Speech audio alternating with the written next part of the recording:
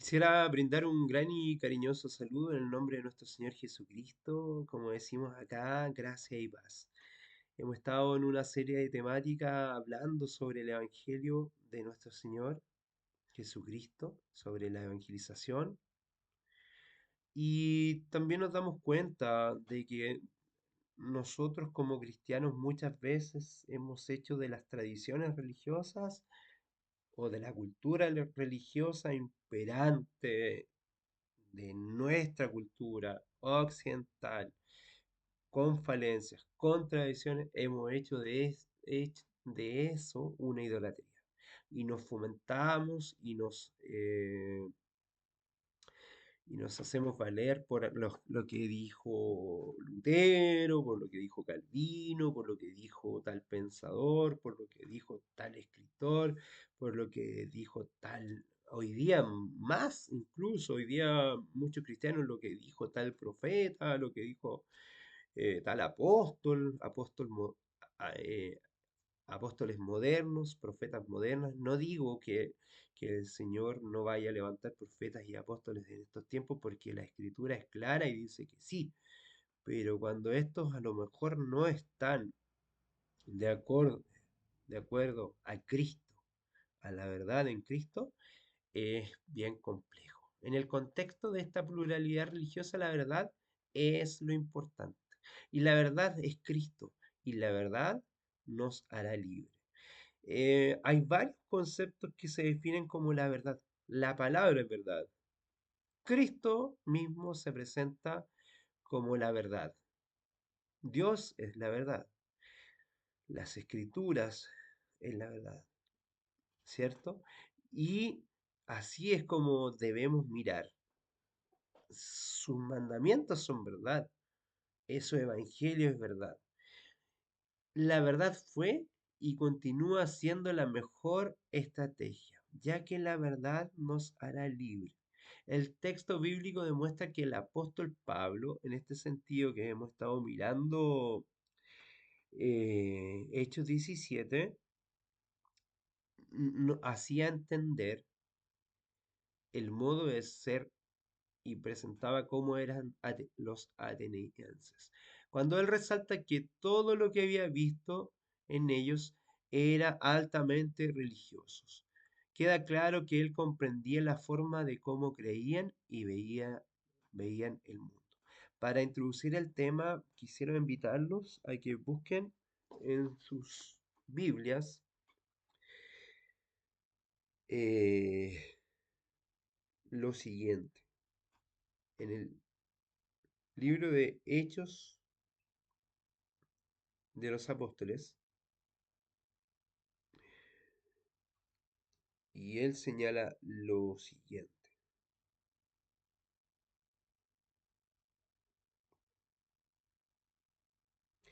En el versículo 22 del capítulo 17 de Hechos de los Apóstoles dice lo siguiente. Entonces Pablo, puesto en pie en medio del areópago, dijo, atenienses, en todo observo que sois muy religiosos.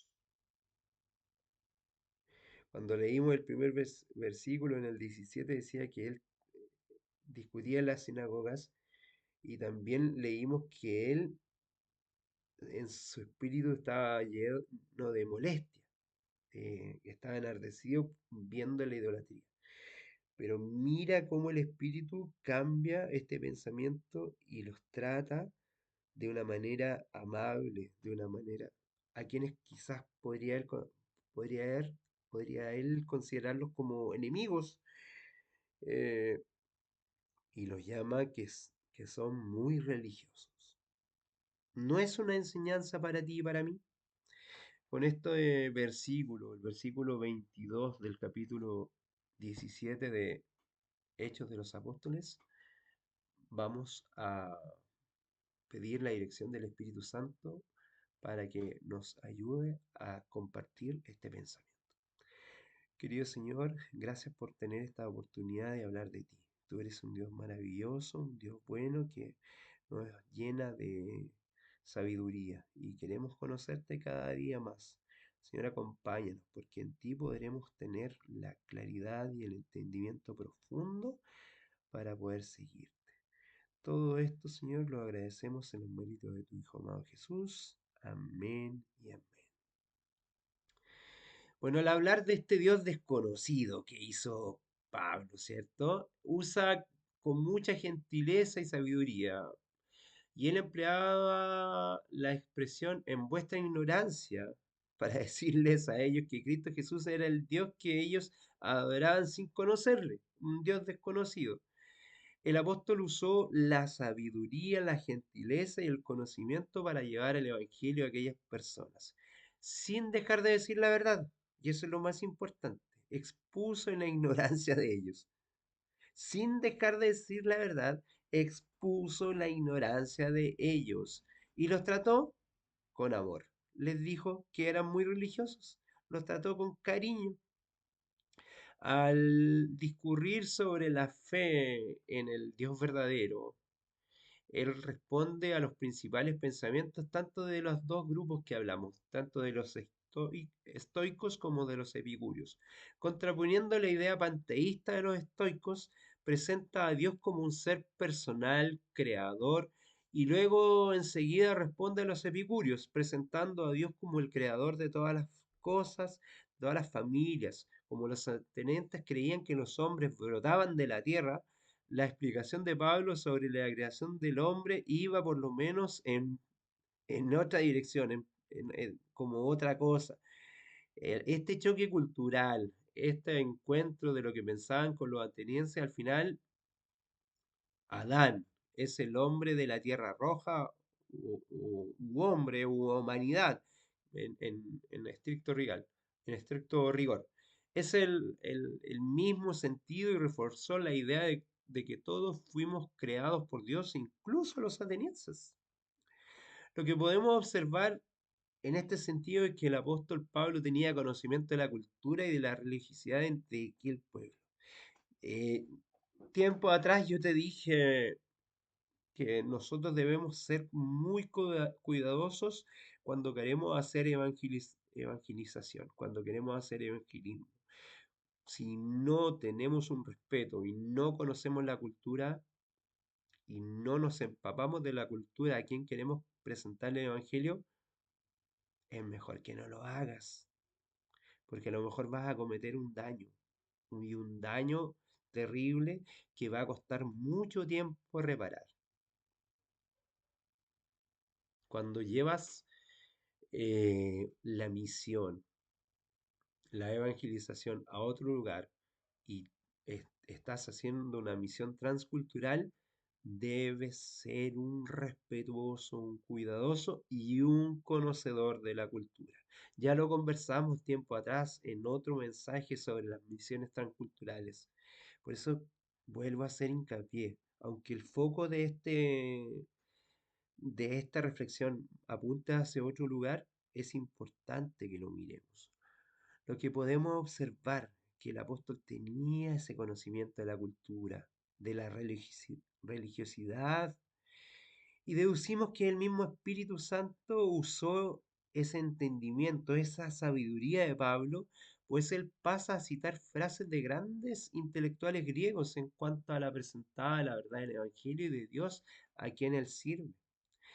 Él entendía, por ejemplo, ser deudor de todos, pues como siervo del Señor debería presentar la verdad del Evangelio a todos. Era su deber llevar el mensaje de amor y de gracia y de salvación a los gentiles conforme él explica en la carta a los romanos.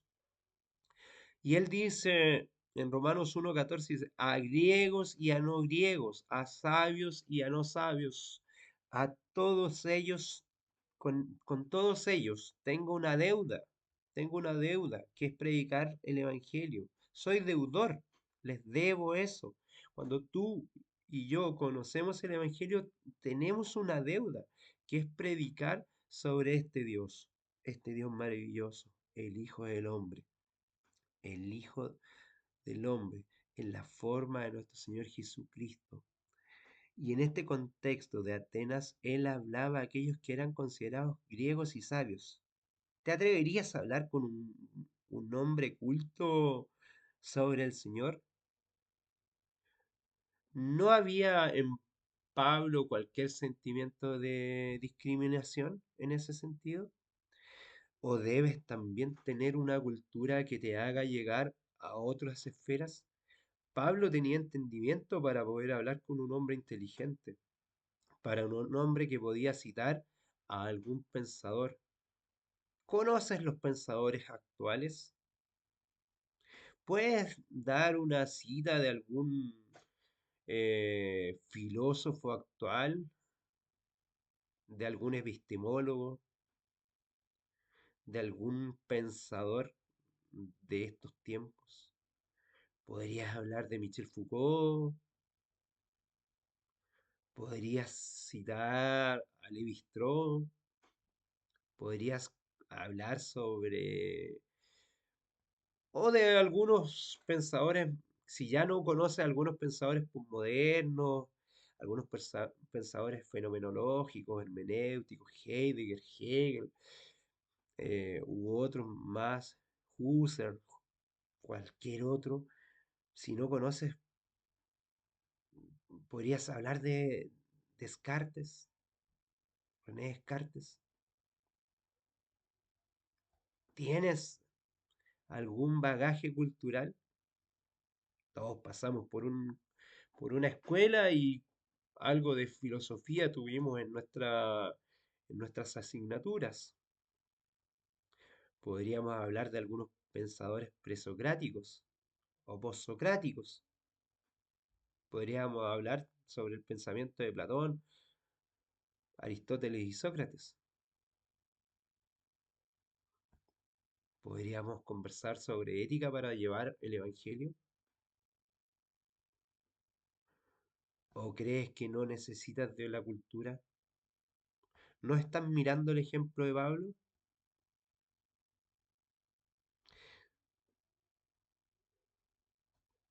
Te dejo esa interrogante, te dejo ese pensamiento. En este contexto de Atenas, él hablaba a sabios como un sabio.